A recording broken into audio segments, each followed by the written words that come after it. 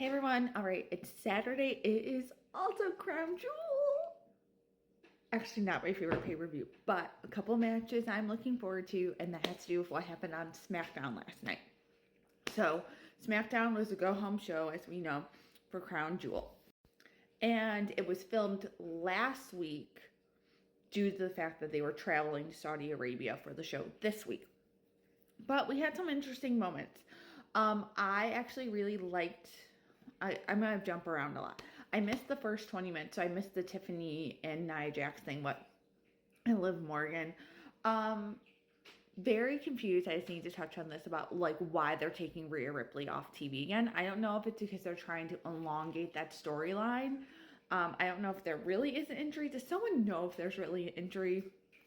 I'm usually not someone who likes to peek behind the curtain that much, but I'm kind of annoyed by the fact that they're taking her off of TV. So if it's for a real reason that she is injured, I hope she gets better really quickly because we know I love me some Rhea. I'm kind of liking the Tiff Nia Jax thing. I mean, Nia Jax is not my favorite. I think I've told you all that before. I'm not totally looking forward to the Liv Morgan match. I think, if Liv wins, it'll be from interference, but I don't see how they really can have her win. I mean, it just is so blatantly that she can't beat Nia. I don't know. Very curious to see what happens. We'll see how the match goes.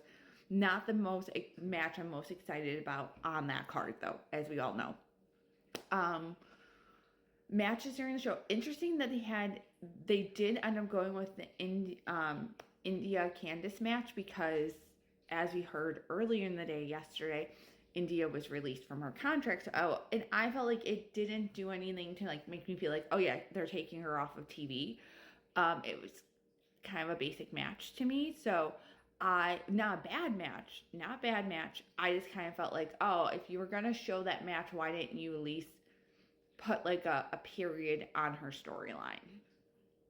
But then here and there, I don't really love the tag team division for the women. So, I just feel like it's kind of like how I joke about Raquel Rodriguez. I feel like sometimes the women's tag team division, I'm like, you're trying to make fetch happen. But I do love Bianca and Jade Cargill as champions. It's just really helping Jade, I think, to develop as a wrestler. With that, let's jump to the 4-way women's match. Again, it was okay. I mean, I got to see Chelsea Green. We all know I love some Chelsea. It did make me like Lash Legend more because I don't watch NXT all the time. I think I've explained to you guys, like, my husband is not a big wrestling fan, so 2 shows is kind of like his max a week. That's why I don't really cover AEW or NXT because it just is another night of wrestling that he's just like, I don't want to watch. Which it's, marriage is about compromise. This is the compromise. And I have you all to talk to it about, right? Started to like her a lot more, like the outside interference, like the back and forth. Kabuki Warriors won. Well, Io Sky won for the Kabuki Warriors because it was a 4-way one. So we'll see how that match goes. I think they did well working all together. So hopefully it leads to a really nice match on the pay-per-view. Love the little backstage segment with Machine Gun, Motor City. I need to get this name down. You know who I mean. Do they have an abbreviation? Who knows about them? Because I have never seen them before, and I need someone to catch me up on why they're amazing. I laughed a little because it did my little heart good because they said they were formed in like 2006, and that was the year I graduated from high school. So I always love people who have been around wrestling as long as I have. So.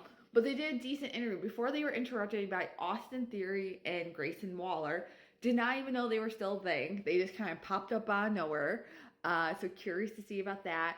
But yeah, speaking of tag teams, so then I'm going to jump back to, we had Pretty Deadly. Again, my husband Emo was like, we see these guys like once every 4 months. Why are they still under contract? I don't know either, quite honestly. But it was fitting because Lynn, who was also there last week, was there in the audience when they handed him like the playbill.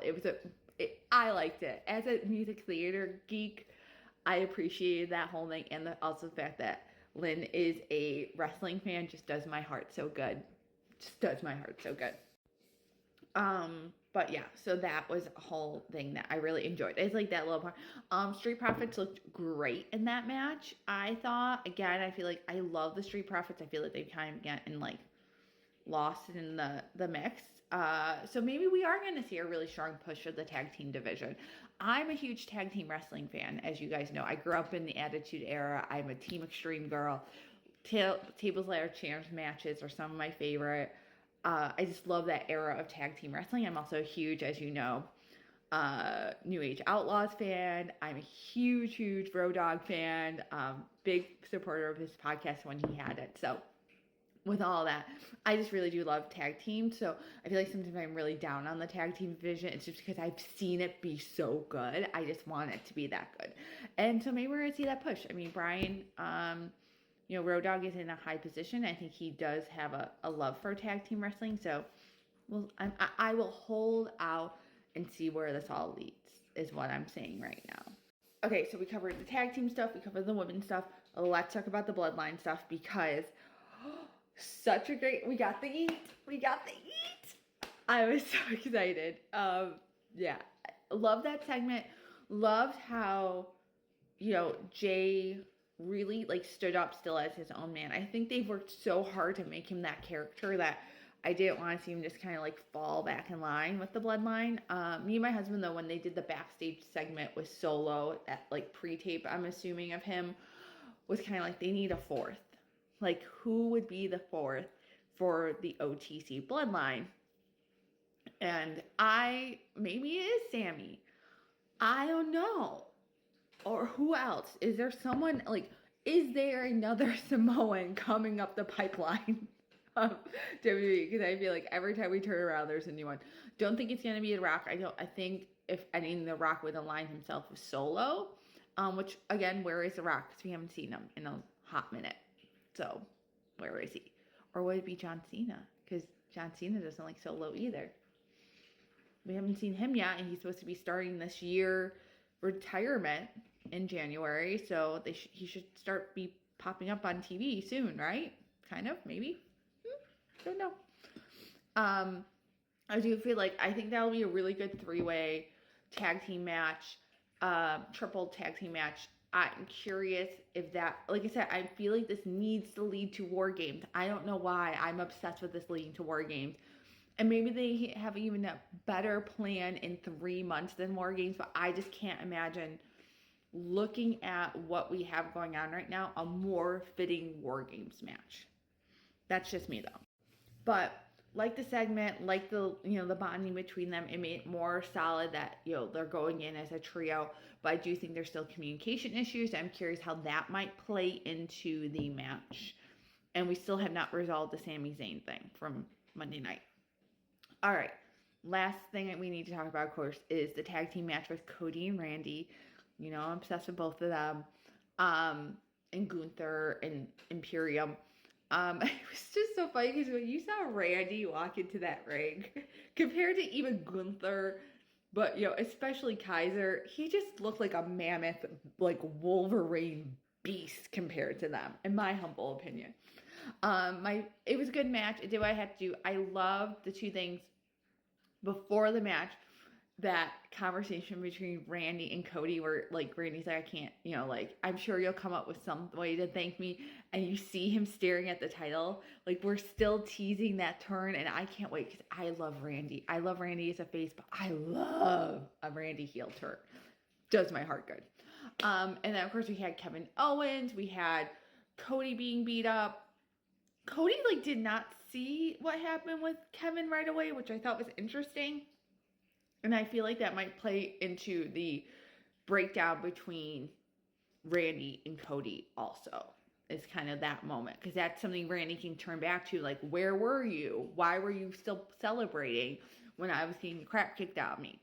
But yeah, I think they set it up well. Can't wait for Crown Jewel today. 1 p.m. Eastern time. I will try to get a video out tonight or tomorrow morning. All about Crown Jewel. But looking forward to it. Let me know your thoughts about this SmackDown. And I'll talk to you all soon. Bye.